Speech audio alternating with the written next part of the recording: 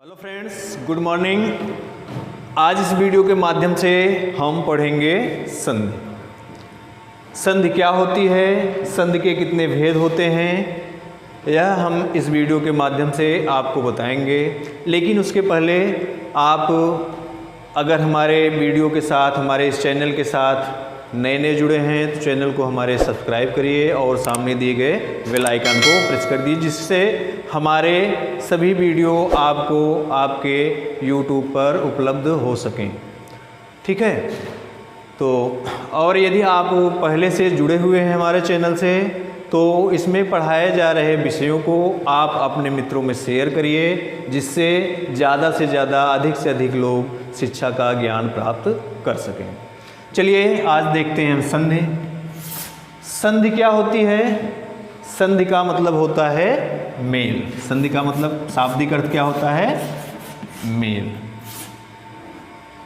अब यहाँ चूंकि हम पढ़ रहे हैं वर्णमाला, तो वर्णों का मेल कैसे होता है, वर्ण आपस में कैसे मिलते हैं।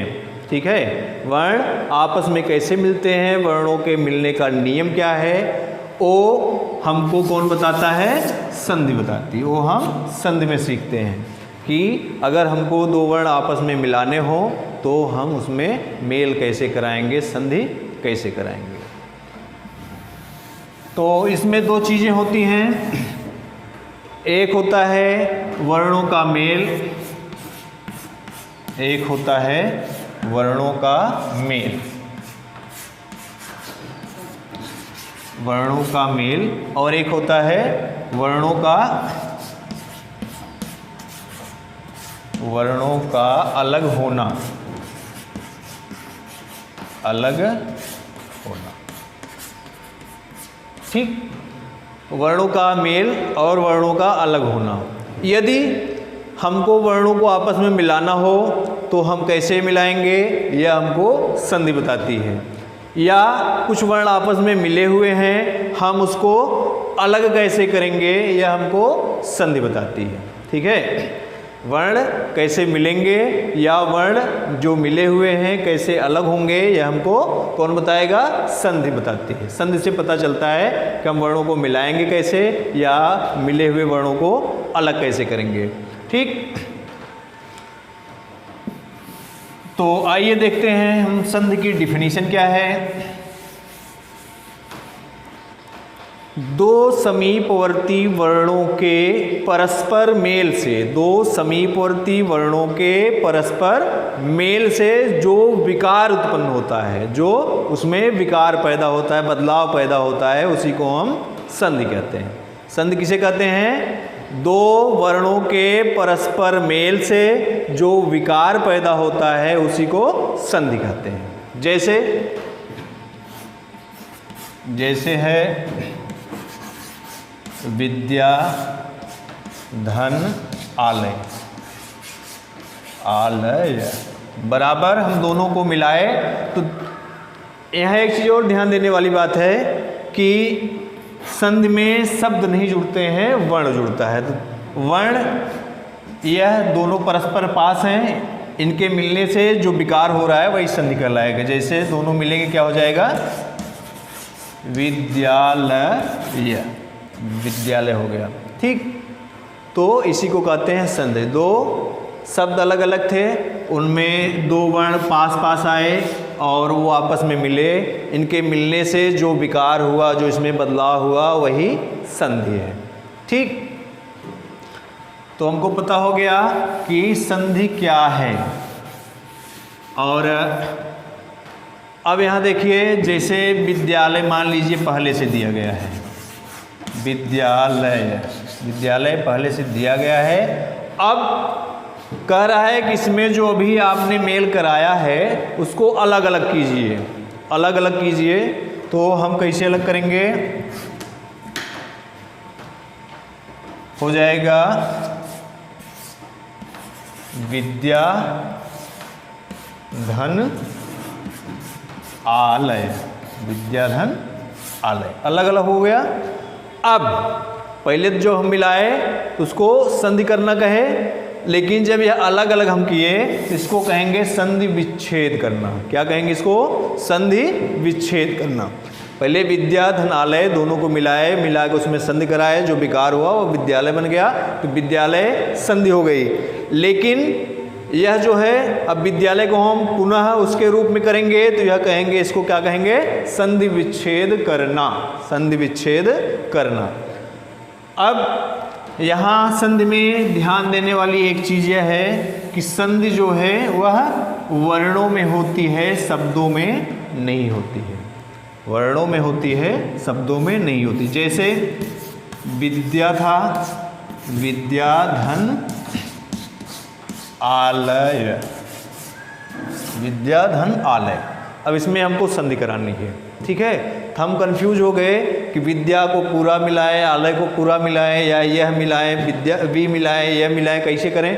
तो यहाँ इसका नियम यह है कि पहले शब्द का अंतिम वर्ण, पहले शब्द का अंतिम वर्ण और दूसरे शब्द का पहला वर्ण, पहले शब्द का अंतिम वर्ण और दूसरे शब्द का पहला वर्ण, इसी में संधि होती है, इसी में संधि होती है। पहले शब्द का अंतिम वर्ण और दूसरे शब्द का पहला वर्ण। इससे हमको यहाँ यह क्लियर हुआ कि संधि जो है वह वर्णों में होती है, शब्दों में नहीं होती है। अब देखिए पहले शब्द का अंतिम वर्ण क्या है? द्या है। द्या का हम वर्ण विच्छेद करेंगे तो हो जाएगा द्या धन आ, ठीक। वर्ण विच्छेद करने पे द्या धन आ आया। इसमें अंतिम वर्ण क्या है? आ है। अंतिम वर्ण क्या है? आ। पहले शब्द का अंतिम वर्ण और दूसरे शब्द का पहला वर्ण, दूसरे शब्द का पहला वर्ण जो है ऑलरेडी आ है, ठीक। तो हम इन्हीं दोनों में संधि कराएंगे, पहले शब्द के अंतिम वर्ण में और दूसरे शब्द के पहले वर्ण में, ठीक। और हम इसमें आगे हम पढ़ेंगे, नियम यह है कि जब आ और आ मिलते हैं तो दोनों मिलके भी वो आ हो जाते हैं। इसलिए इसमें जब संधि हुई तो इसमें से आ निकल गया था, यह बचा था, केवल इस स्वर रहित हो गया था, स्वर निकल गया था। तो इसका आ और इसका आ यह दोनों इसमें से जा चुके हैं, ठीक। स्वर निकल गया है तो बचा है द्य। बचा क्या है इसमें? वी बचा है और द्य बचा है। द्य के नीचे हलंत लगा है, इसमें स्वर नहीं बचा है। और इधर क्या बचा है? लय। इधर क्या बचा है? इधर बचा है लय, लय। अब देखिए, अब दोनों में संधि कराने से जो विकार आया, विकार हमको क्या मिला? आ मिला। विकार क्या मिला? आ।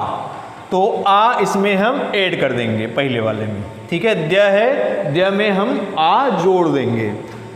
द्य में आ जोड़ेंगे, द्या हो जाएगा और इसका यह हलंत हट जाएगा। तो इस तरह विद्यालय हमारा सिद्ध हो जाएगा, ठीक।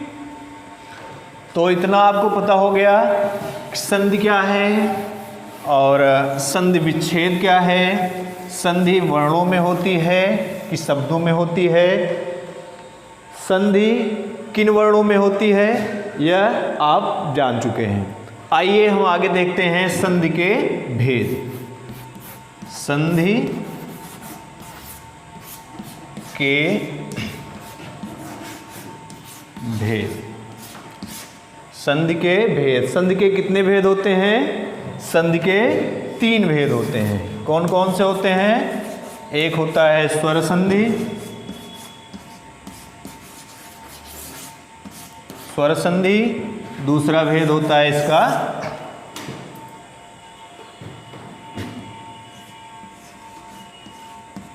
व्यंजन संधि,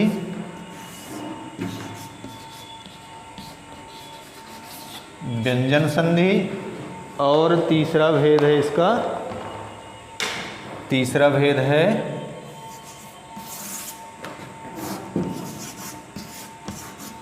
विसर्ग संधि। तीसरा भेद है विसर्ग संधि। स्वर संधि, व्यंजन संधि और विसर्ग संधि, यह 3 भेद इसके होते हैं। स्वर संधि क्या होती है, व्यंजन संधि क्या होती है और विसर्ग संधि क्या होती है। आइए हम शॉर्टकट में इसकी परिभाषा देख लेते हैं शॉर्ट में।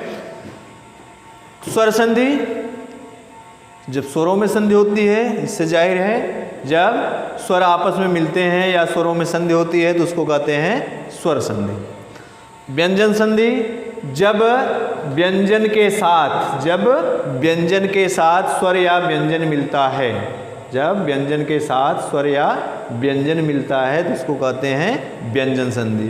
और विसर्ग संधि क्या होता है, जब विसर्ग के साथ स्वर या व्यंजन का मेल होता है तो उसको कहते हैं विसर्ग संधि। तो हमको पता हो गया कि स्वर संधि क्या है, व्यंजन संधि क्या है, विसर्ग संधि क्या है।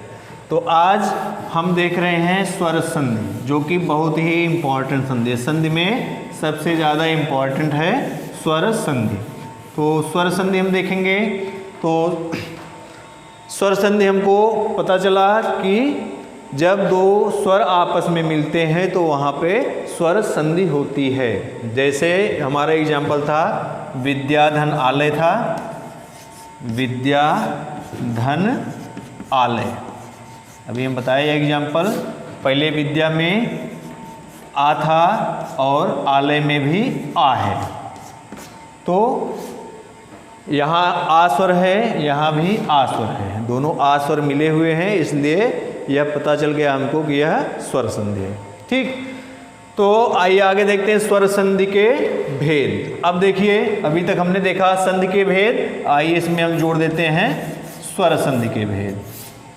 स्वर संधि के क्या भेद होते हैं? संधि के हमने पढ़ा, संधि के 3 भेद होते हैं, स्वर संधि, व्यंजन संधि, विसर्ग संधि। अब स्वर संधि के भेद, स्वर संधि के 5 भेद होते हैं। स्वर संधि के 5 भेद होते हैं। एक है दीर्घ संधि, दीर्घ संधि। दूसरा है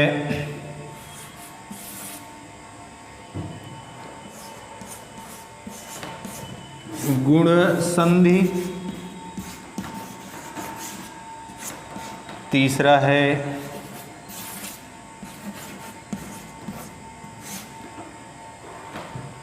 गुण संधि के बाद है वृद्धि संधि।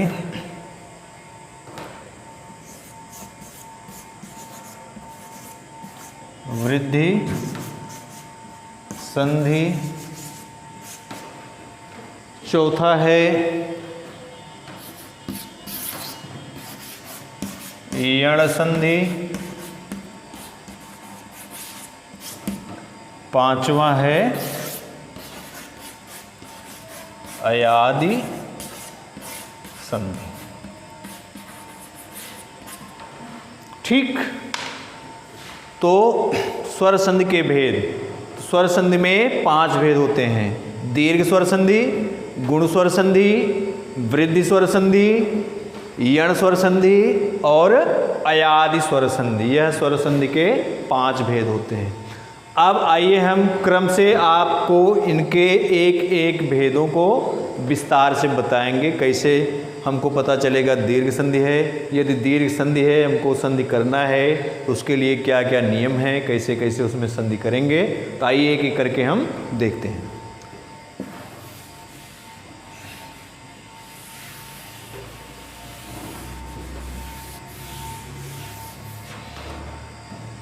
अब देखिए, पहले हम दीर्घ संधि में यह देखते हैं कि दीर्घ संधि होती कब है।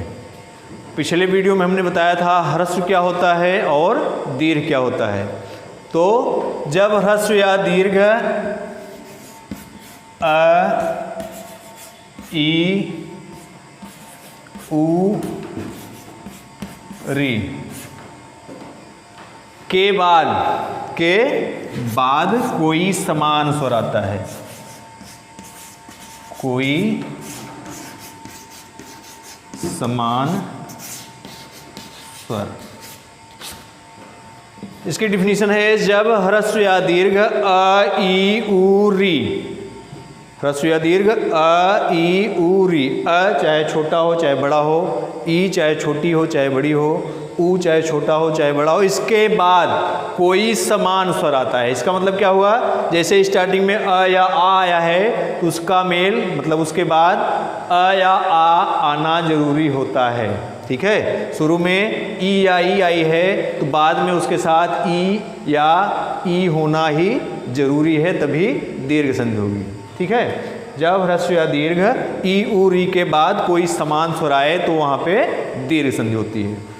आइए हम देखते हैं इसमें संधि की कैसे जाती है। हमको पता चल गया कि दीर्घ संधि क्या होती है, किन कंडीशन में होती है। जब ह्रस्व या दीर्घ ई उ री के बाद कोई समान स्वर आएगा तो वहाँ पे दीर्घ संधि हो जाएगी।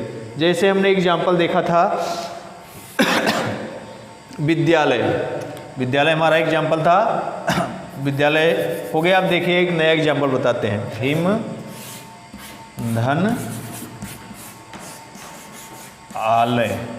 दीर्घ संधि का हमारा नियम कहता है ह्रस्व या दीर्घ ई उ री के बाद कोई समान स्वर रहे तो वहाँ पे दीर्घ संधि होगी। अब हमको ढूंढना है कि पहले के अंत में, पहले शब्द के अंत में या पहले शब्द का अंतिम वर्ण क्या है। पहले शब्द का अंतिम वर्ण क्या है, म है। म है, म कैसे बनता है, म का वर्ण विच्छेद क्या है, म धन अ। म के नीचे हलन लगाइए और अ लगाइए, तभी दोनों मिलके कंप्लीट म बनते हैं।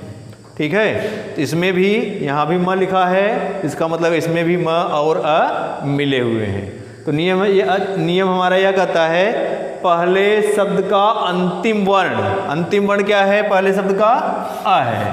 पहले शब्द का अंतिम वर्ण क्या है, अ। तो म का अ यहाँ निकाल लिए। ठीक, और दूसरे शब्द का पहला वर्ण, पहले शब्द का अंतिम वर्ण और दूसरे शब्द का पहला वर्ण। दूसरे शब्द का पहला वर्ण आ है तो आ कर दिए। ठीक, अब इसी में हमको संधि करानी है। पहले शब्द का अंतिम वर्ण और दूसरे शब्द का पहला वर्ण। पहले शब्द का अंतिम वर्ण आ आया और दूसरे शब्द का पहला वर्ण आ आया।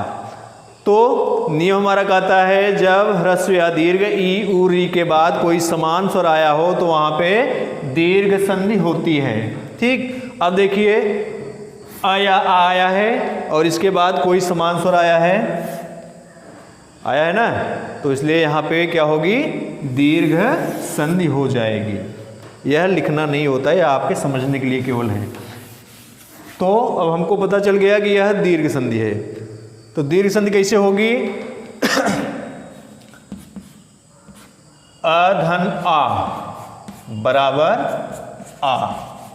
जब ह्रस्व या दीर्घ ई उ री के बाद कोई समान स्वर आता है तो वहाँ पे दीर्घ संधि हो जाती है, और जब दोनों स्वर आपस में मिलते हैं तो उनका दीर्घ हो जाता है। या दोनों आपस में मिलेंगे तो इसका दीर्घ हो जाएगा। अ और आ का दीर्घ क्या होता है, आ होता है, इसलिए इनमें संधि होने पर क्या हो जाएगा, आ हो जाएगा। अब देखिए, अब यहाँ हमको मिला आ, संधि कराने पर, वर्णों को संधि कराने पर हमको मिला आ। अब इसको हम इसमें सेट कैसे करते हैं, रखते कैसे हैं, पहले था ही म से अ निकल चुका है तो यहाँ बचा है म हलंत के साथ। ठीक, अब इधर आ, इसका अ और इसका आ दोनों में संधि हुई है, यह भी निकल चुका है। इधर बचा है लय, लय बचा है। अब दोनों में जो हम संधि कराए हैं, संधि करने के बाद निकल के क्या आया है, आ, उनका दीर्घ हो गया है। तो पहले शब्द का अंतिम वर्ण जो है उसी में हम उसको जोड़ देंगे, पहले शब्द के अंतिम वर्ण में उसको हम जोड़ देंगे। पहले शब्द का अंतिम वर्ण यहाँ म है, जिसमें स्वर नहीं है, स्वर रहित है, तो इसमें हम आ जोड़ देंगे। आ जोड़ने पे आ की मात्रा इसमें जुड़ जाएगी और इसका हलंत हट जाएगा। तो इस तरह जो है हिमालय रूप हमारा सिद्ध हो जाएगा, हिमालय बन जाएगा। ठीक, यह सब जो है केवल समझने के लिए है, ऐसा करना, ऐसा प्रक्रिया में नहीं है। संधि करने की प्रक्रिया में ये सब नहीं करना होता है। संधि करने की प्रक्रिया में केवल हिम धन आलय बराबर हिमालय आगे लिख देंगे, दीर्घ संधि नहीं करना होता है। यह सब जो है आपके समझने के लिए है। चलिए एक एग्जाम्पल और देखते हैं हम। एक एग्जाम्पल देखिए, अब यह तो हो गया अ से संबंधित एग्जाम्पल। अब हम देखते हैं अगला ई से संबंधित एग्जाम्पल। यदि दो ई आपस में जुड़ेंगे तब कैसे उनमें संधि होगी। रवि के साथ हमको इंद्र को जोड़ देना है। दोनों में कह रहे हैं कि रवि और इंद्र में संधि कीजिए। तो नियम वही है, पहले शब्द का अंतिम वर्ण और दूसरे शब्द का पहला वर्ण। पहले शब्द का अंतिम वर्ण क्या है, वह है, वह में ई की मात्रा लगी है तो हम इसका वर्ण विच्छेद करेंगे तो अंतिम वर्ण हमको मिलेगा ई, छोटी वाली ई मिल गया। ठीक, अब इधर इंद्र है, इंद्र का पहला वर्ण, दूसरे शब्द का पहला वर्ण, दूसरे शब्द का पहला वर्ण क्या है, इधर भी ई है, इधर भी ई है। अब दोनों समान स्वर मिल रहे हैं, ई के साथ ई का मेल हो रहा है, समान स्वर हैं, इसलिए हम जान गए कि इसमें दीर्घ संधि है, इसमें दीर्घ संधि है। तो दीर्घ संधि का नियम हमारा यह कहता है कि दोनों समान स्वर जब आपस में मिलेंगे तो उनका दीर्घ हो जाएगा, मतलब दोनों मिलके बड़ी ई हो जाएगा। अब रवि है, रवि में से ई हम निकाल चुके हैं, यहाँ वह बचा है और ई और ई में संधि हो चुकी है, इधर आधा न और द्र बचा है। ठीक है, दोनों संधि कराने के बाद हमको बड़ी ई यहाँ मिली है, तो हम लिख देंगे र हो गया और वह बचा था वह लिख दिए, उस पर संधि करने के बाद जो आया है उसको लगा देंगे। बड़ी ई आई है तो इस पर हम बड़ी ई की मात्रा ऐड कर देंगे। इधर बचा हुआ है, यह संधि हो चुकी है, इधर आधा न और द्र बचा है तो इधर आधा न और द्र कर देंगे, हो जाएगा रवींद्र। क्या हो जाएगा, रवींद्र। ठीक, इसी तरह दीर्घ संधि में होता है। एक एग्जाम्पल और देखिए इसका।